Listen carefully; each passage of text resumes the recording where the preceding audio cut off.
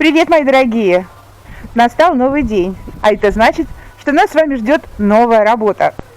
Сегодня у меня в планах поработать на огороде, помочь Александру делать панелку на окна, нужно съездить еще в магазин в поселок, ну и так далее. Основное, конечно, это домашнее хозяйство.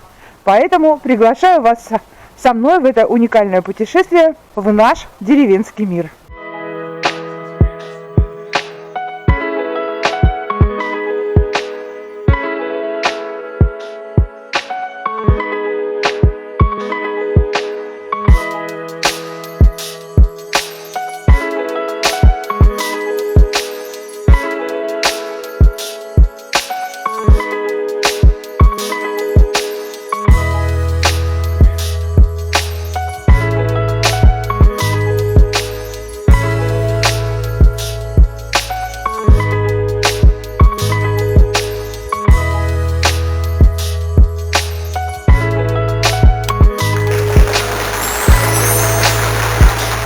Кстати, посмотрите, какую замечательную пекинскую капусту я вырастила на своем огороде.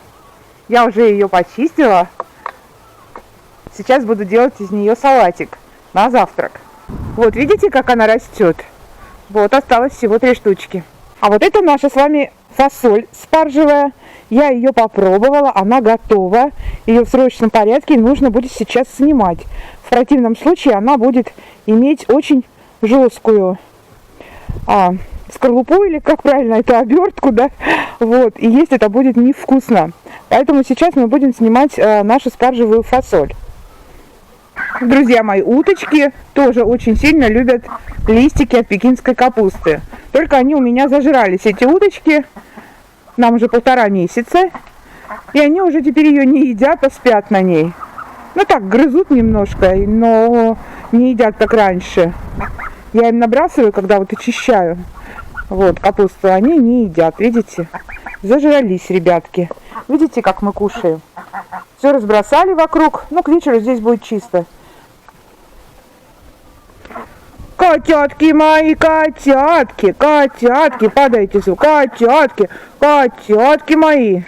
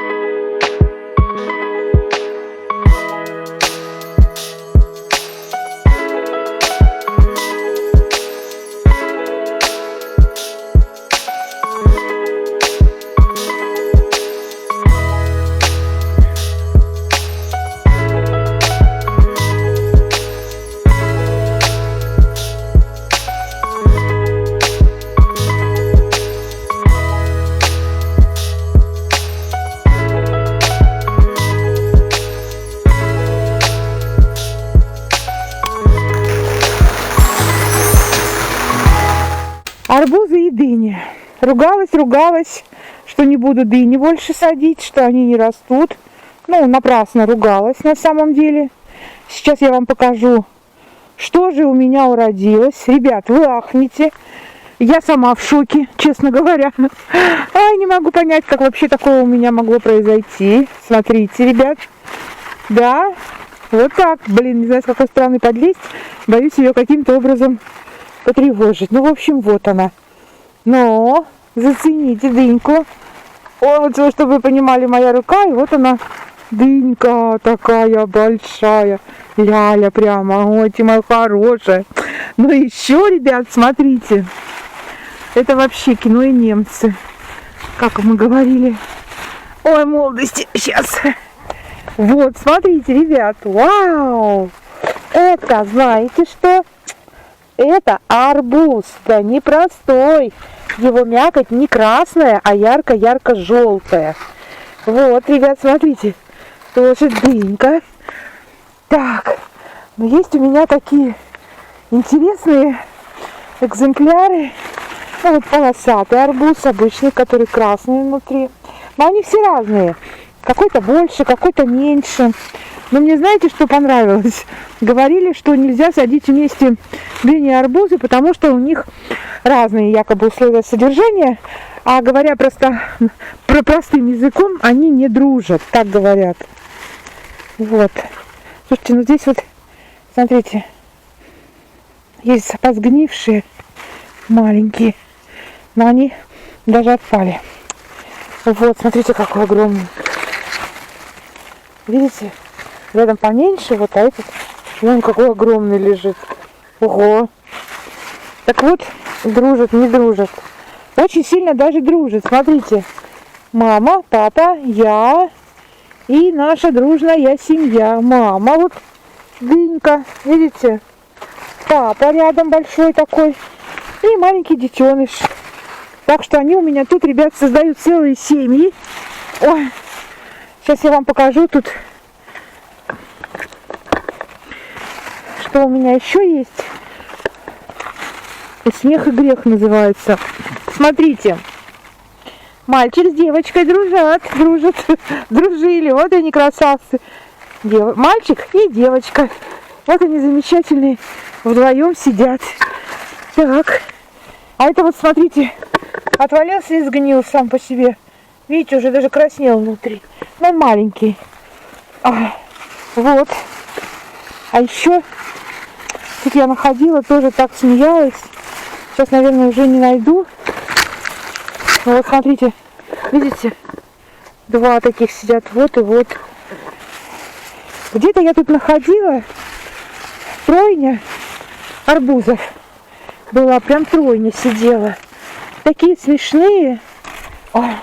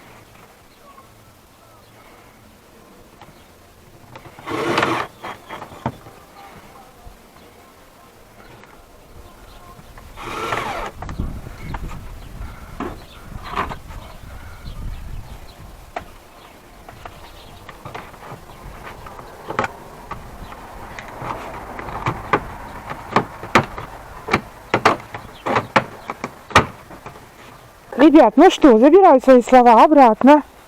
Дыньки у нас в Сибири вырастают. Надеюсь, все это поспеет. Вот. Ну, есть прям совсем вот такие маленькие. Тут вот есть одна. Не знаю, ребят, что с ней случилось. Чуть не упала. Может быть, пора ее уже снимать. Не, ну понятно, что она не будет такая, что как торпеда, какую у нас продают на базаре, с югов привозят. Хотя, может быть, если я при правильном как бы выращивании, она, может быть, и будет такая огромная. Я на следующий год вот буду правильную грядку делать. Может быть, она у меня и вырастет такая большая. Честно говоря, вообще хочу в теплицу посадить. Вот. В общем, смотрите, ребят, у меня такой вопрос к тем, кто имеет положительный опыт выращивания дыни, арбузов. Смотрите. Ну не красота ли, а? Потому что я радуюсь, как ребенок, по той простой причине, что у меня никогда не было этого на моем огороде. Поэтому, ой, смотрите. Господи ты, боже мой, какая же это красота. Смотрите, сколько дынь. О, смотрите. Вот, ребят, кто умеет, кто знает, скажите. Вот у нас уже теперь, по сути, неделя наступило похолодание. Потом через неделю вроде там нам обещают опять 20-22. Синоптики передают, что в конце августа вообще ожидается до -2 на почве в Сибири. А у меня в связи с этим вопрос. То есть вот эта ботва, вот эта зелень, она нужна? Может быть, уже пора на одной, скажем, голой ветке, ну, плетенке, да, вот этой, просто оставлять овощ, или как он, ягода, арбуз-то ягода, да, вот, а дыни фрукты у нас. Ну, неважно, просто оставлять уже овощ, и пусть он уже дальше там растет и вызревает, а зелень вот эту убрать, которая, возможно, уже сейчас забирает у меня, вернее, у моих вкусняшек вот этих, забирает нужные, им так нужны им соки для роста и созревания. С другой стороны, вот по другим растениям, например, по томатам, кто их голышом оставляет, я не знаю, но с точки зрения правильной агротехники, листья у томатов забирать нельзя. И вообще листья нельзя у растений забирать. Нельзя голыми оставлять эти ветки по той простой причине, что ствол, основной ствол и плоды именно за счет листьев питаются полезными микроэлементами, получают солнце там, и так далее. Так вот вопрос, нужно эту ботву убирать или не нужно ее убирать? Поделитесь, пожалуйста, опытом своим. Это очень и очень важно на самом деле. Мне очень хочется сохранить свой скромный вот этот урожай. Вот. И я думаю, каждому из вас будет любопытно узнать, в конце концов, сколько вот на обычной грядке, без каких-либо усилий, просто грядка с землей, там ни дренажа, ни утепления, ничего. Единственное, что до половины осени все это у меня стояло укрытое, помните, этой не пленкой, а тканью-то этой белой. Вот. Закрывает, скажем, там от осадков и ветров, вот, чтобы вот это сохранилось. А потом в середине лета, когда наступила, скажем, стабильно жара и днем, и ночью, я эту тряпку убрала. Вот. Это все, что я сделала для этой грядки. А в основном она вот просто натыкана было все. Даже не рассада, просто семечки натыканы, в середине мая были, и все это стояло у меня здесь. Так вот, я думаю, каждому из вас будет любопытно, что же я получу в итоге, когда соберу урожай. Сколько дынь вырастет, сколько вырастет арбузов. На этих, я вам скажу, сколько было посеяно семечек, сейчас я уже не помню. Так просто. Потом, когда буду убирать, я посмотрю, сколько корней. Вот. Как они поспели, не поспели, сколько весят. То есть при вот таком уходе, да. А на следующий год мы уже посадим, например, в теплице или на правильно утепленной грядке и посмотрим, ну и не так густо, посмотрим, что получится. В общем, я думаю, будет любопытно. Так вот, я хочу сохранить то, что есть. Вот, и для этого мне нужно понять, что делать с ботвой. Я лишнюю поотщипывала, продолжаю отщипывать вот лишние, которые вот такие вот уже образуются, да, вот она зачем? Она не нужна, все, она не нужна.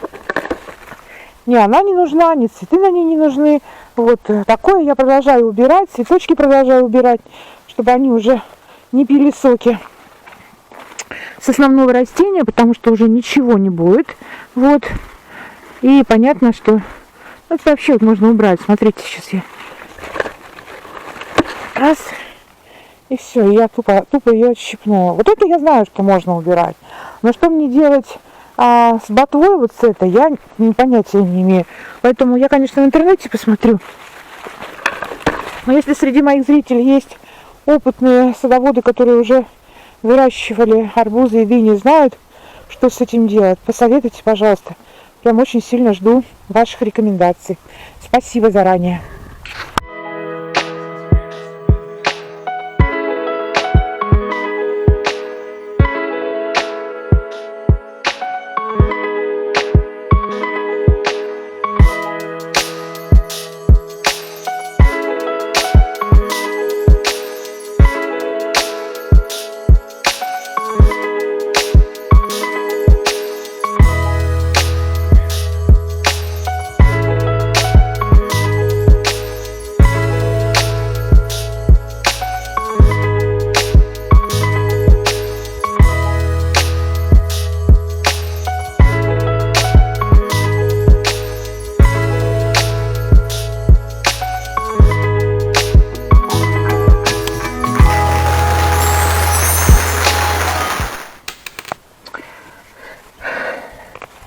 Сегодня, представляете, у нас похолодало резко на 10 градусов.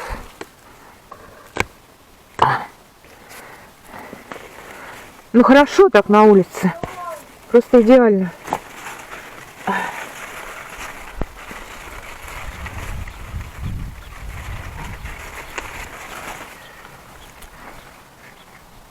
Сейчас мы соберем с вами нашу спаржевую фасоль. Я покупаю всегда именно такую, делаю ее немного, потому что кроме меня ее никто не ест. Вот. Потеплело. Да, вот это потеплело. Если брать в расчет, не трогай там ничего, гликемический индекс фасоли, это так интересно. Он у нее 30. Это гликемический индекс. Инсулиновый индекс 0. Именно у этой фасоли стручковой. Но в приготовленном виде, вот, например, красная фасоль, именно в приготовленном виде зашкаливает, ребят, инсулиновый индекс 110, а гликемический 80. Это красная зона, это никуда не годится. Напоминаю, в идеале до 50-55. Ну а вообще, вернее, не в идеале, а допускается до 50-55, а в идеале 35-30. Вот чтобы прям все хорошо, и худеть, и чувствовать себя хорошо. Что, доча? Я знаю, там и дыни есть, и арбузы. Решила на дыни. Дыни у меня понаросли. Вот. Но вот вареная, например, красная фасоль, она... ну я сказала, да? Юля меня отвлекла просто. Вот. Так вот, у спаржевой фасоли тоже. У нее гликемический индекс 30 получается. А в приготовленном виде я, к сожалению, не нашла. Но думаю, что тоже будет примерно так же. Вообще, есть такие прямо странные продукты, которые на первый взгляд кажутся нам диетическими, а оказывается, в них столько сахара, что, или, например, масел, жиров, что это совсем даже не диетический продукт. Например, та же морковка, да, у нее гликемический индекс у сырой там 30, по-моему, а у вареной 75, по-моему. Ну, то есть там вообще зашкаливает, или 80 даже. Вот. Но что делать нужно в таких случаях? Как бы пользу-то этих продуктов все равно никто не отменял, да? Ну вот, например, вот эта спаржевая фасоль, она очень вкусная сырая. Ну вот реально вкусная. Смотрите, какая. Смотрите, какая прелесть. Ну, видите, уже переспевает уже. Еще бы чуть-чуть и все. Ой. Вот. Получается, что надо делать? Есть-то все равно это все нужно. Где брать эти витамины? А в таком случае эндокринологи рекомендуют просто кушать эти продукты аль денте. Ту же морковку, ту же вот стручковую фасоль. Я вообще переваренную стручковую фасоль не люблю. Вот, я всегда ее такую аль денте делаю. Вот, я ее, знаете как, я вам потом покажу, но я ее готовлю вот как она есть, мою, добавляю там перец, соль, вот, оливковое масло, все это перемешиваю и все, и на лист в духовку как бы запекаю, да, вот. Ну, конечно, когда у меня еще не было сахарного диабета, я ее там прям запекала до состояния вот, ну вот как поджаренная. И она такая, как семечки, боже, ее можно есть и есть бесконечно. Вот, такая вкусная. Ну а сейчас, получается, я ее буду также запекать, но уже оставлять в состоянии альденте, чтобы она не наносила мне вреда. Вот, а вообще я люблю, я покупаю именно такую. Так что рекомендую, ребят. Ну, она, конечно, дорогая. Даже в замороженном виде вот продают фасоль, она другая, не спаржевая фасоль, другая. И она дорогая очень. А тут, получается, я ее сейчас и приготовить смогу, поесть какое-то время. И даже, наверное, заморозить смогу в сыром виде. Салаты ее можно добавлять в различные. Вот, тоже будет очень вкусно в состоянии альденте. Я говорю, ее вот даже можно сырую погрызть. Это вкусно. Вот с куста вот такая тарелка. Я много садила. Вы помните, я ее трижды садила. Трижды. И она у меня все никак не вырастала. И вот только вот эта вся грядка огромная была засажена ею. А выросла вот всего ничего. Ну вот, сейчас мы ее доубираем всю. Ой. И это. И пойдем помоем. Да? Полная тарелка получилась. Пойду тарелку унесу и, наверное, это. Тяжело стоять мне здесь у наклон. Наверное, сорву, пойду на лавочку сяду. Ой. Все, ребята строятся. Конечно, я разведу сейчас бардак на террасе, но я потом подотру все, подмету. Там я на грядке не могу стоять. В позе зю, у меня спина не позволяет. Вот, сейчас мы тут все переберем.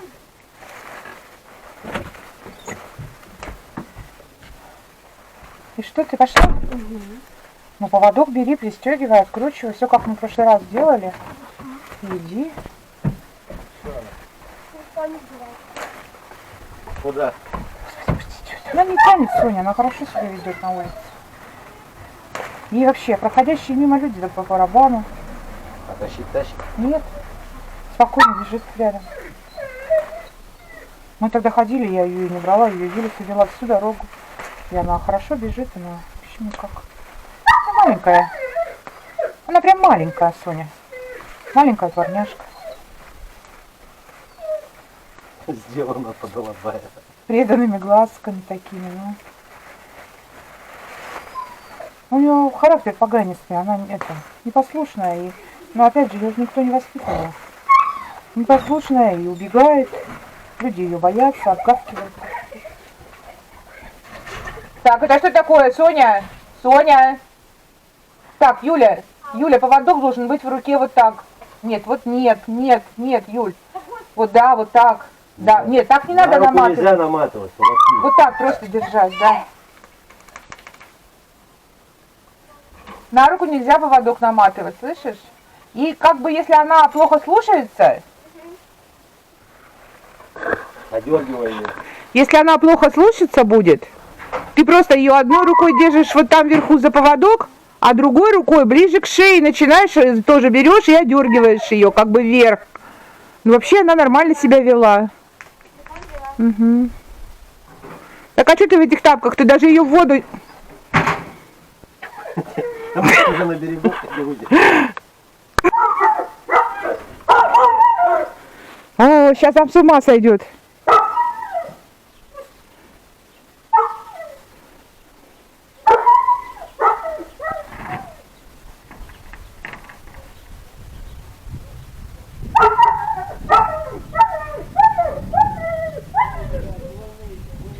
Жалуйся, как тебя не взяли на речку, жалуйся. Жалуйся. Чё орёшь? А? Как потерпевший. Ты себя как ведешь на улице, а? Вырываешь мне руки. Нет, вот и сиди теперь. Да, подумай над своим поведением. Слушайте, так неудобно ее обирать. Забыла уже. С прошлого года забыла, каково это. Ее вообще не видно на кусту. На кусту или на кусте? Как правильно говорить? Ну-ка напишите в комментариях, есть у меня филологи. На кусту или на кусте?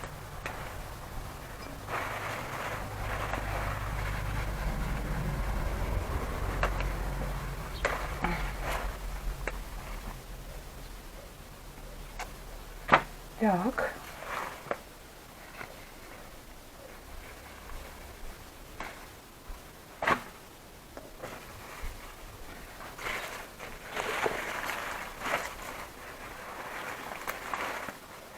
Слушайте, ну, по-моему, больше ее и не надо. Да? Что-то как-то это. Ее много получается, но она объемная, конечно. Я сегодня приготовлю себе фасоль. Прям захотела фасоли, не могу. Даже. Ее еще заготовить надо. Ее надо перемыть. Кустики все поотрезать, по мешочкам разложить. Это. Чоньки-то маленькие. Это что это? Это. Кто? Фасоль спаржевая, очень вкусная, безумная вообще. Это ты себе наворачиваешь? А вы не будете? Не знаю. Ну вообще себе наворачивала, да? Вообще наворачивала всем. Вы же умудряетесь завидовать моей еде. Да? И говорить, ух ты, ничего себе ты тут наготовила себе. Жру все нежирное, без майонеза. Представляете, ребят, они умудряются мне завидовать, что я себе готовлю. Ну вот, смотрите, ребят, вот такая кучка у нас получилась фасоли из 5 кустиков. Ну, вы представляете, было бы 10 кустиков, вот такая бы кучка была. Больше, да? Ну ладно. Хоть немножко. И то хорошо. Дурацкий вообще, говорю, что такое надо было? 3 посадки, все на одной грядке, при равных условиях, одинаковая посадка. Все было одинаково. Ну, вот так вот. Семена, значит, такие были. Ну все, сейчас буду заготавливать. Сегодня приготовлю себе фасоль.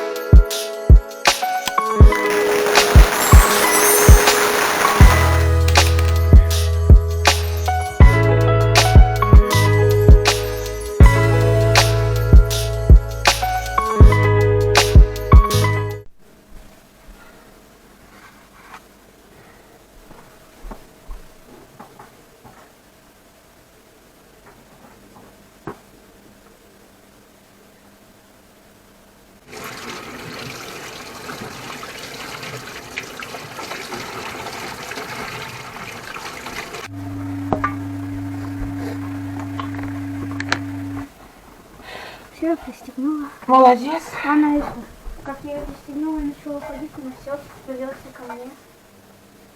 А поводок куда делала? Вон он там, где он лежал. Молодец. Вот, потом я думала, что Ее же на зиму заготавливают. Ее мало, видишь. А ты хорошо выглядишь? Ну да, не переодевайся. Да.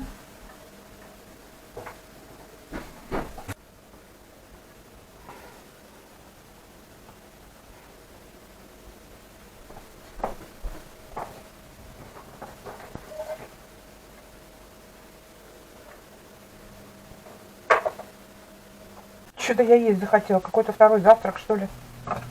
Ничего не могу понять, ребят. Хочу есть, представляете? Ой.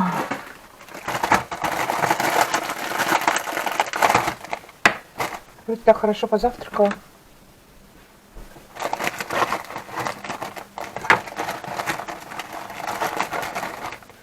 Это моя печеночная колбаса собственного производства, видите?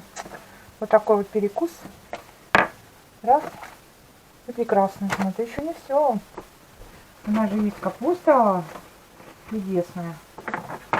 Сейчас мы ее себе добавим.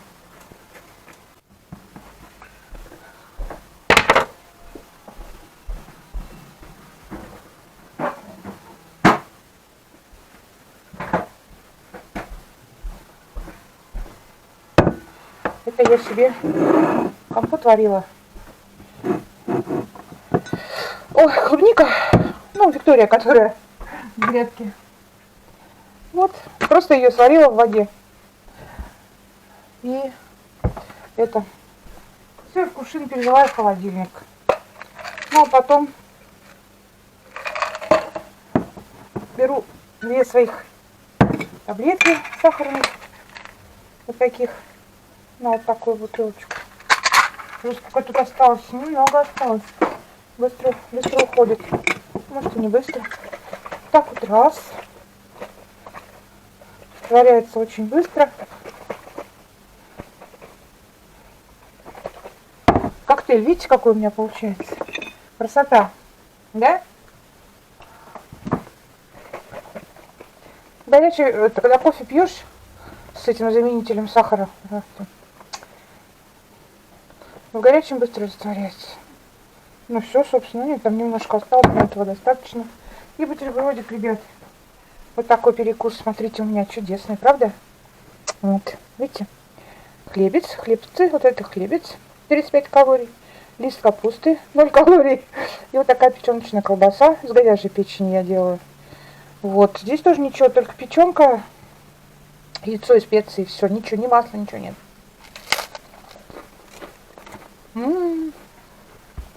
Объедение.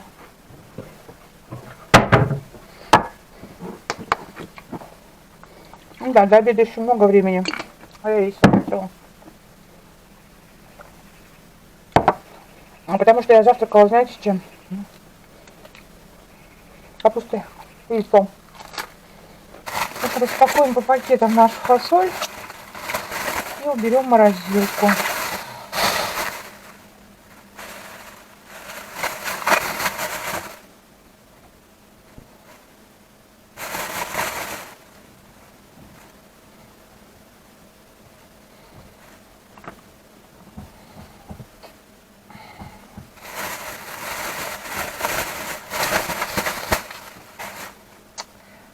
И вот,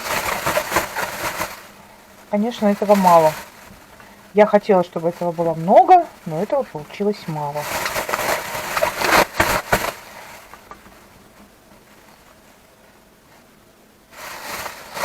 Обидно, что картошку нельзя. Во-первых, я так и не поела молодой картошки в этом году. А я еще новый сорт садила, Вега, который, ну как он новый, когда-то он был у нас, потом мы его долго-долго удавалось беречь, потом как-то он пропал, и все у нас. Ну, семена пропали за зиму, и все. Вот.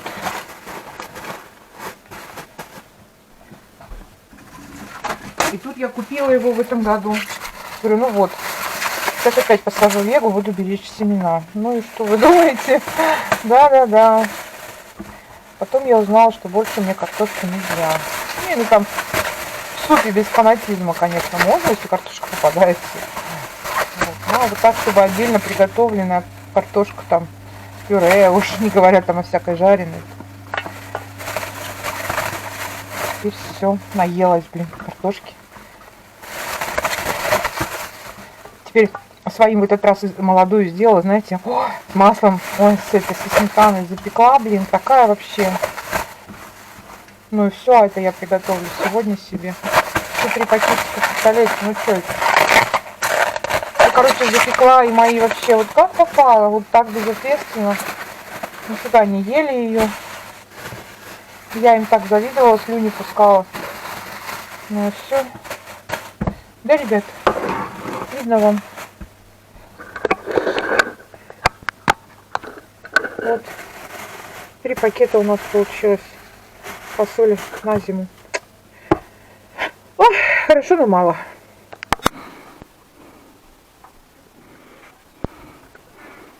Ого, сколько ты уже сделал. Молодец. Молодец.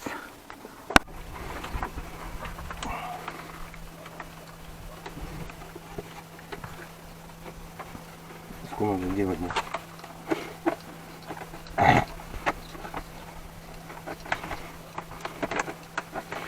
Еще много еще осталось с этого Одна сайдинга? штучка. Одна планка? Да. И вот это я счетовод. Так а мне там вот еще кусок доделать. То есть как раз. Ну кусок останется. То есть тика в тику. Вот, ребята, обращайтесь ко мне посчитать, если кому надо строительные материалы. Видите, ни одной лишней планки не посчитала сайдинга на дом. Вот это я понимаю экономия.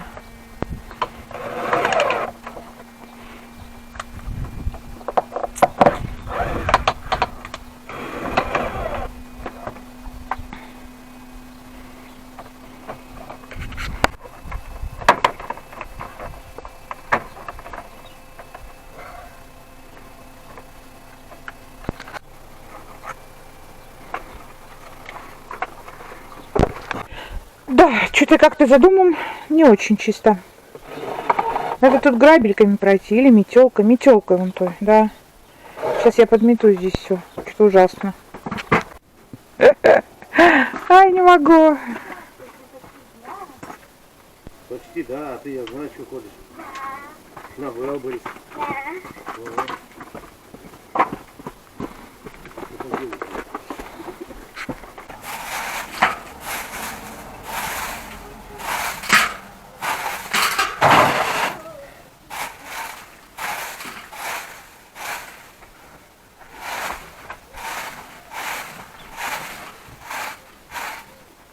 Юля, принеси еще, пожалуйста, грабли. Маленькие. Ну, которые есть побольше, есть поменьше. Есть те, которые поменьше. Что ты, мои сланцы? Борзел совсем. Да у меня нет своих сланцев. Ну ничего не знаю, снимай здесь. Ты знаешь, как я отношусь. Ну, что вы говорите, а?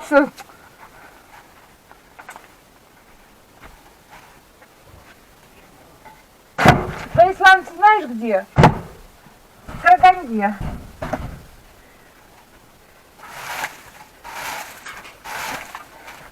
Да дашь ты мне швабру эту, швабру говорю. Давай. Нет, маленькую не надо, это для грядок.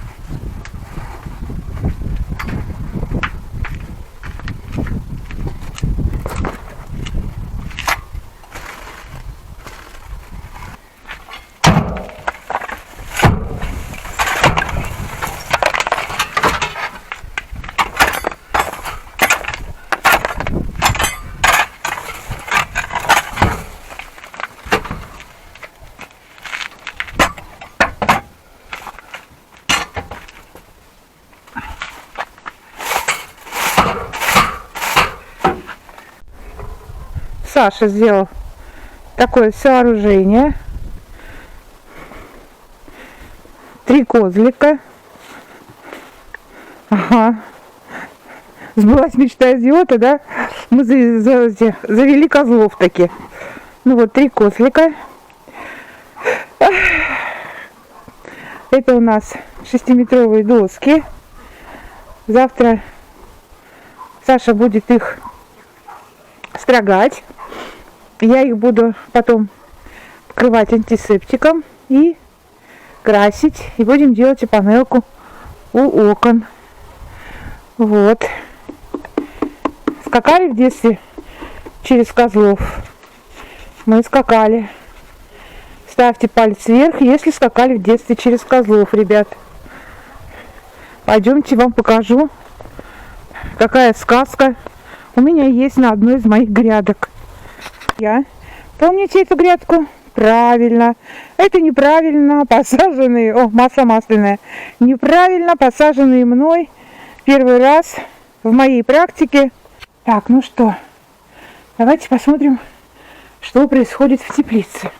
После того, как я побывала в гостях у своей свекровки и увидела у нее все помидоры, лежащие вот так друг на друге по длине, я думала, она их повырывала и просто ботву сложила. Нет, оказалось, что они просто у нее все попадали, валяются все вот так вот на полу из грядки вот так друг на друге. Все это заросло. Поднимаешь, земля сухая, и все в красных помидорах. Представляете, она говорит, ну, не действительно, она уже, у меня взрослая женщина достаточно, ей больше 70. Она говорит, некогда мне за всем этим ходить было в этом году, за помидорами, я имею в виду, все, говорит, я бросила. Но у нее стоят целые ящики красных помидоров, полно в теплице, вот таких помидор, которые валяются, и они при этом все красные. Вот, у меня нет, ребят, представляете, у меня нет, ну вот, 2 дня я... Единственное, что я у нее увидела, это закрытая теплица. Вот это да. То есть у меня это стояло открытое, я же все боюсь, что вау, будет лишняя влажность, они у меня полопаются. Ну вот. Стала вот закрывать 2 дня, когда они стали краснеть. Вот. Все равно, видите, недостаток определенных веществ или того же температурный режим не тот. Вот эти вот не так сильно краснеют. Ну да ладно, это уже не столь принципиально еще от сорта зависит. Вот у этого сорта все прекрасно, он весь краснеет и верхушка, и низушка. Вот. Это черри мои коричневые, шоколадные. Вот, но они хоть краснеть стали. Как я теплицу стала закрывать. Ой, черри вообще сладкие. Ну вот. Еще пару баночек огурчиков мне надо собрать. Вот они, видите, вот я люблю вот такие. Саша мне от заказчиков привез целый мешок огурцов переростков для уток. Вот. А то едовой кустик. Видите, вот их мы подращиваем. Ну вот, чтобы они чуть побольше были. Ну и то они такие огромные, мы не доводим. Это такого состояния, мы не любим такие. Вот. И вот я уткам стала тереть эти огурцы привозные. И говорю, я помню, у меня были такие. Знаете, это вот сорт такой вот нехороший. Они вот не такие вырастают, не такие колючие.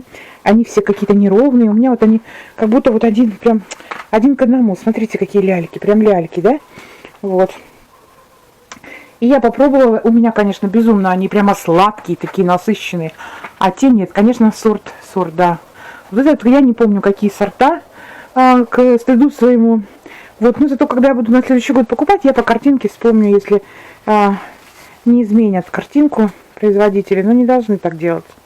Вот, ну в любом случае, вот чудесные огурчики у меня немного, вот, потому что много, это плохо, это сердце кровью обливается, потому как мы столько не съедаем, и я потом начинаю уговаривать у родственников, возьмите у меня огурцы, у меня самые лучшие в мире огурцы, возьмите. Начинаю уговаривать их, но вот они меня жалеют, берут, не знаю, куда девают, но вот берут. Вот, ну вот, они у меня всегда маленькие.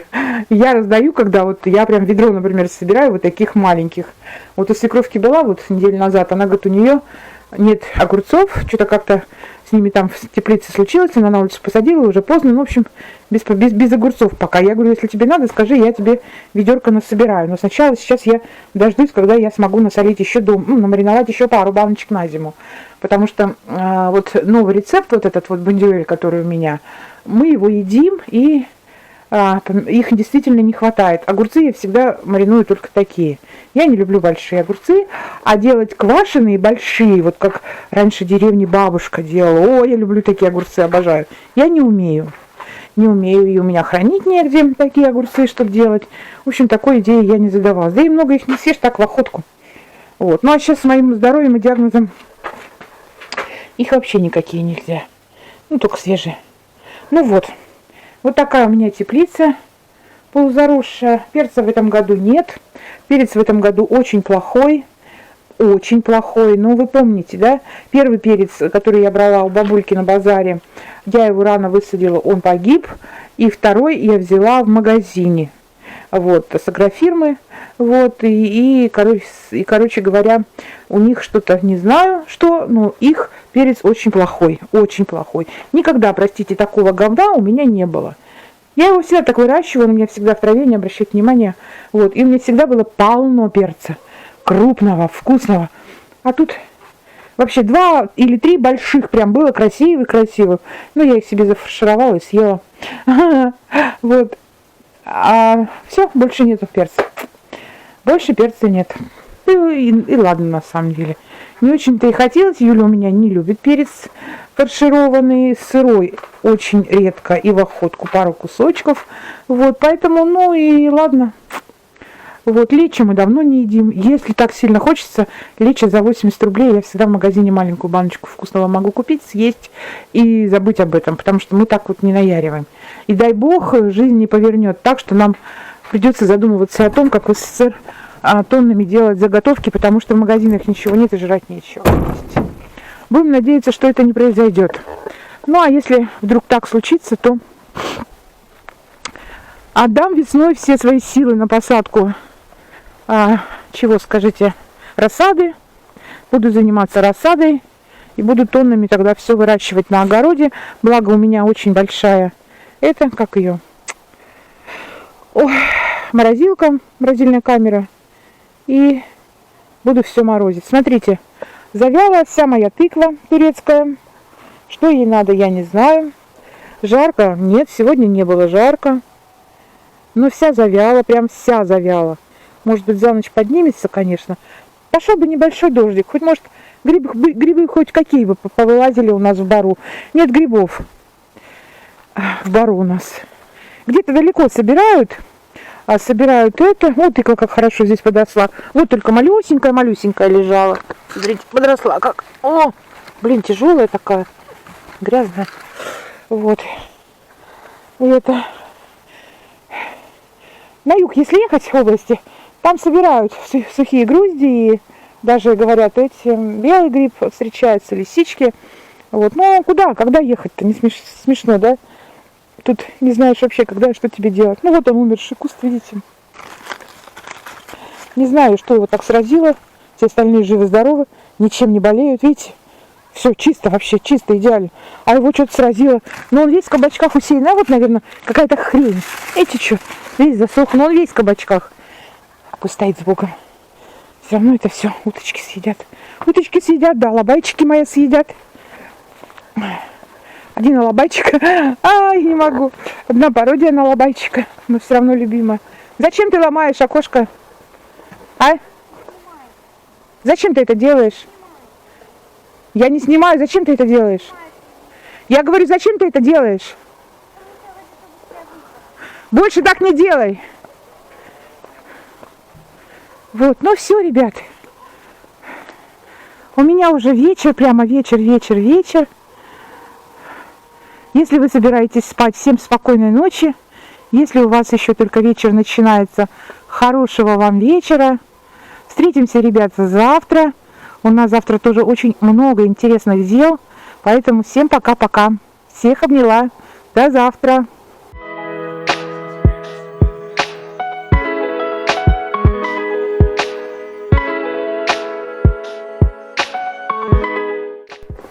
Привет, дорогие мои. Утро нового дня. Спутала все наши планы. Чем, как вы думаете? Правильно. Ужасной погодой. Сидим дома. Тут с утра все наши птицы мокрые, козлы стоят неприкаянные, никто на них сегодня не работает. Ой, даже не знаю, может быть в лес поехать, что ли. Работы сегодня не будет, может будут грибы. Видите, какое небо. Вот так вот оно затянуто вообще все наглухо.